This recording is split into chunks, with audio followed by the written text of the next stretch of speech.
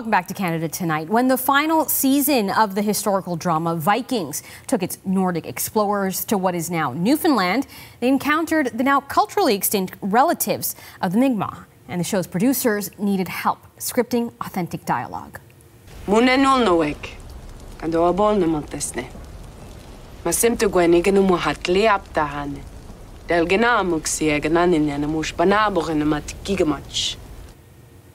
That's where Tom and Carol Ann Johnson came in. They're from the community of Eskasoni in Cape Breton, Nova Scotia. The couple wrote the exchanges for the show and were also flown to Ireland to help the actors properly pronounce their lines on set. And Carol Ann and Tom Johnson are here with us now on Canada Tonight. Hi. We should first mention that, you know, for Vikings fans, there won't be any spoilers because you did have to sign a contract. Carol, yes. Why don't you start by telling me, how did you end up getting involved with this?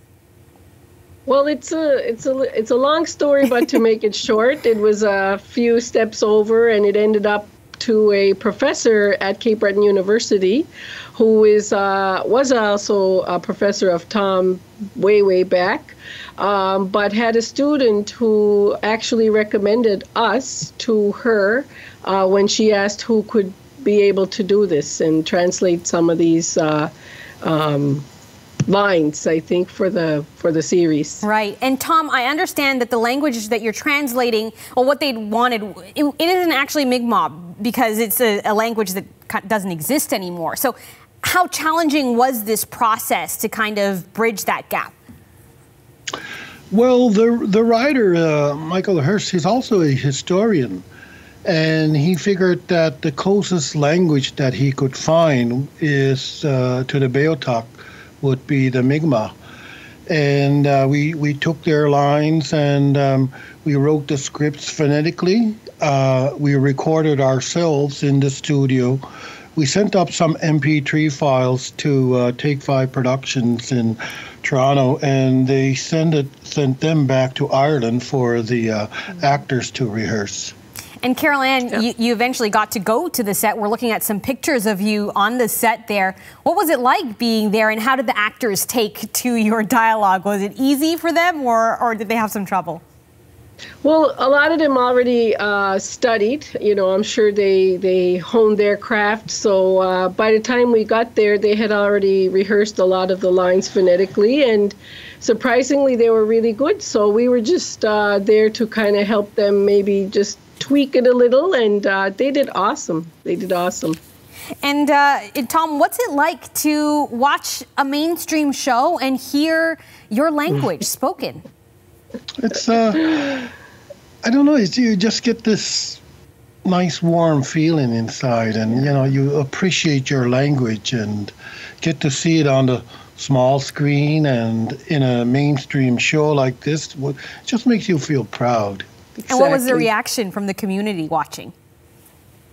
I think a lot of them were surprised because we didn't really go around telling everyone where we had gone and what we had done, and yeah, legally too. But I think a lot of them were messaging us and saying, "Is that you guys? We just saw your name on the end of the credits," and they were like putting little Facebook posts saying, like, "I think we heard them speaking Mi'kmaq on the Viking series." So, wow. Tom, how important is it to preserve Indigenous languages, and how is your community making sure that that happens? Well, the community has been heavily involved in the preservation of the language. We are the largest Mi'kmaq community, and we have majority of the speakers in the nation. However, we have succumbed to the loss of the language as a lot of other Indigenous languages across Canada. So it's steadily on a decline, and what we're trying to do with this type of opportunities, I guess, is to bring back the oral tradition. It's an oral-based language, and the schools are doing as much as they can in terms of preservation. And you know, our goal is to share it orally with these type of opportunities and to create the interest. Yeah, and typically when you watch shows, that involve Indigenous characters? Do you see them being authentic? Do you hear the authentic languages? How important is it for it to be as authentic as possible?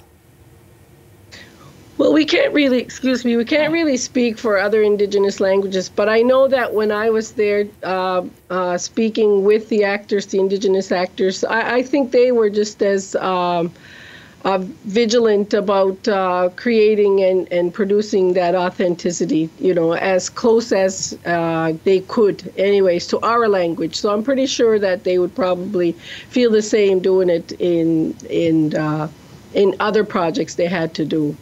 All right, Carol Ann and Tom Johnson, what an incredible experience. Thanks so much for sharing it with us, and hopefully you'll get to take on other projects as well and bring some authenticity to it as well. Thank you very much. Thank you.